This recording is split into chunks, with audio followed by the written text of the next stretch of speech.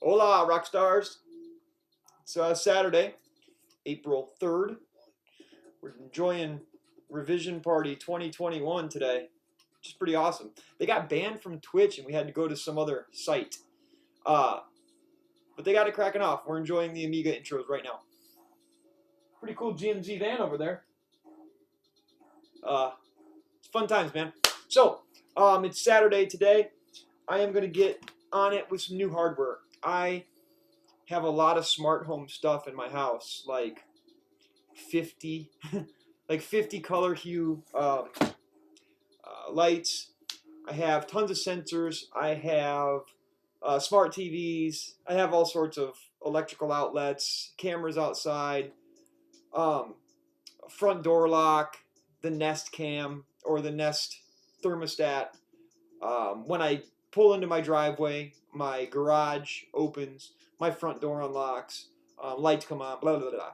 But, as many of you probably know, Home Assistant is the open source um, way of implementing devices and not call home to Google or to Nest Thermostat or whatever. And when I started buying smart home stuff, I was buying all the name brand, the Nest, the Hue, Philips Hue lights. But now you can order, or if you use Home Assistant, which is open source, and you kind of have to code it yourself a little more,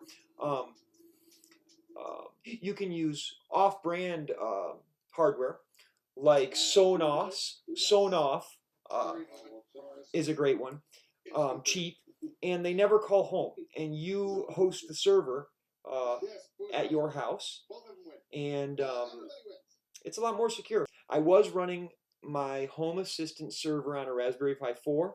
It was cool. A lot of people use a NUC or um, better hardware, but for me, it was pretty good.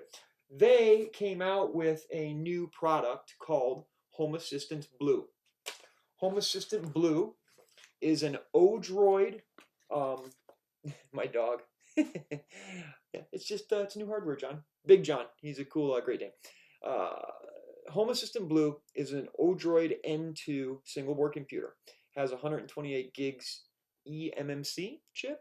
Um, it does not have Wi-Fi. However, for a Home Assistant server, you probably want to hook it up to Ethernet anyway. It does. You create all of the integrations yourself. Never call home to the mothership. And I just want to show this hardware off real quick. It's beautiful. They knocked it out of the park. It's faster than a Raspberry Pi 4, 4 gigabytes RAM. It's faster than a Pi 4, and it was only 140 something bucks. It was really priced well, and it's beautiful. So in the box, you get the Ameridroid instructions on the N2. So let me show you that hardware, and I can get on the road of hooking it up. It's a nice little package, and I think they did kick butt in packaging it up. You have your wall wart, the unit, and that's basically it. So I do want to show you guys how it was packaged. Um, this is the Home Assistant Blue. Try to grab it all so I can just hold it up for you. It comes with a nice little card in there. Talks about how to set it up.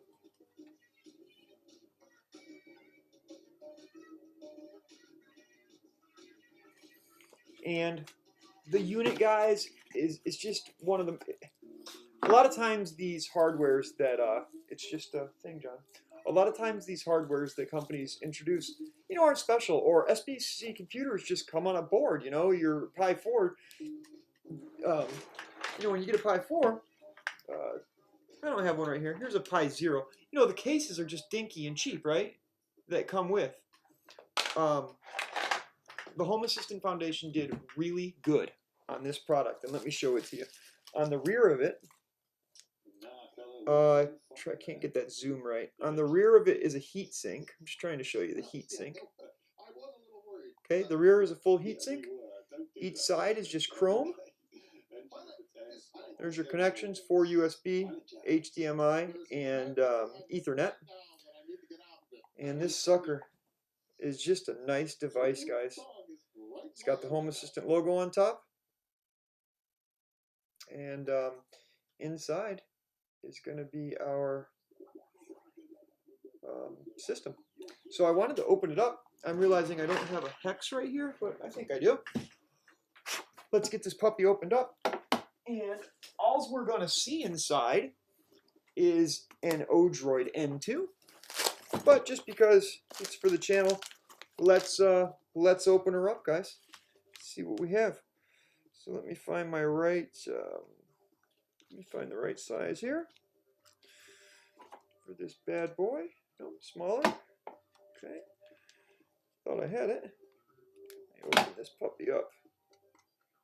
No, that's a spinny one. You know what? Am I using star? I'm trying to use the star ones, guys, instead of hex. Here we go, right? Boom. Okay, we got a match. We got a match. Winner, winner, chicken dinner. Wow.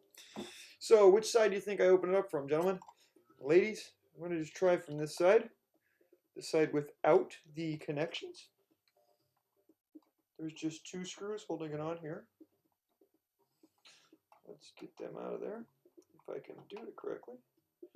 Oh, come on, Paulie. There you go. There's one, and we can't spin it or nothing. We got to get the other one off. So let me get that other screw out of there. And I used to use an app. It's also open source. Well, it's used for many other things, called Node-RED. I used to use Node-RED to code up my integrations. Nice little chrome piece that comes off. This device is really nice. It's really nice. It feels great. Oh, you know what's weird? Actually, the top of this comes off. Look at that. That's what gets removed, which makes sense because the bottom, like I said, is a heatsink. Yeah, this is beautiful, guys. This is, I mean, it's just an Odroid N2 inside of here. But I can't tell you how happy I am with this product. You know, to be honest, it just looks like they used a heatsink with 2 grooves in the side. And so, you know, for Home Assistant, it wasn't like a lot to create this. I guess they found hardware that works with Home Assistant better than the Raspberry Pi 4, and they ran with it. But that being said, I'm I'm blown away with how good this little product is.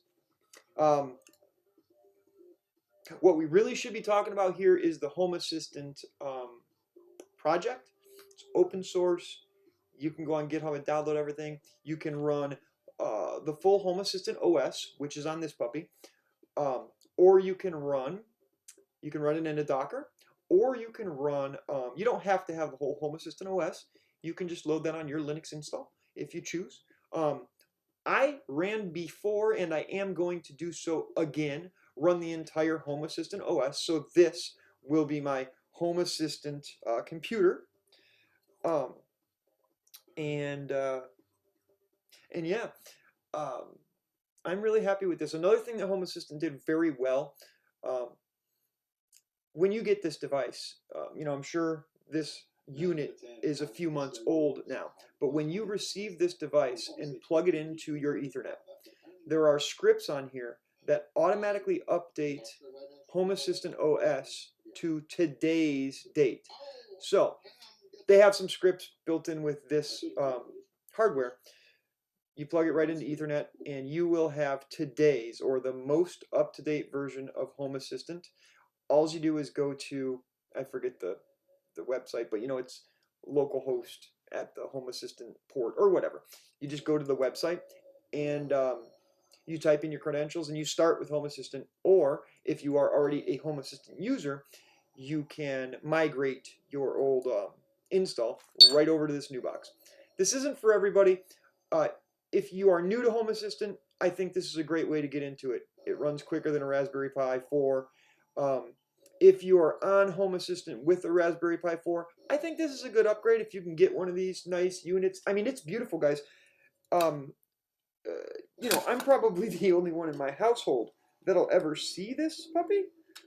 However, for a internet device, I just can't tell you how legitly beautiful it is. It looks great. I can't say that enough, really. It really looks good. So I am going to go get this puppy installed. I am going to go start enjoying this. I think this is for you if you're a Raspberry Pi 4 Home Assistant user or below. If you are on x86 hardware and you already have a big Home Assistant, then you're not watching this video anyway, but this isn't for you. Beautiful device, really well put together. Better performance than a Raspberry Pi 4. Easy setup, plug it into internet or Ethernet, wait 5 minutes, log on to your server. That's it. And get started implementing smart home devices into a custom Home Assistant install. I'm Paulie420. This is Stinky Vintage, and I'm out.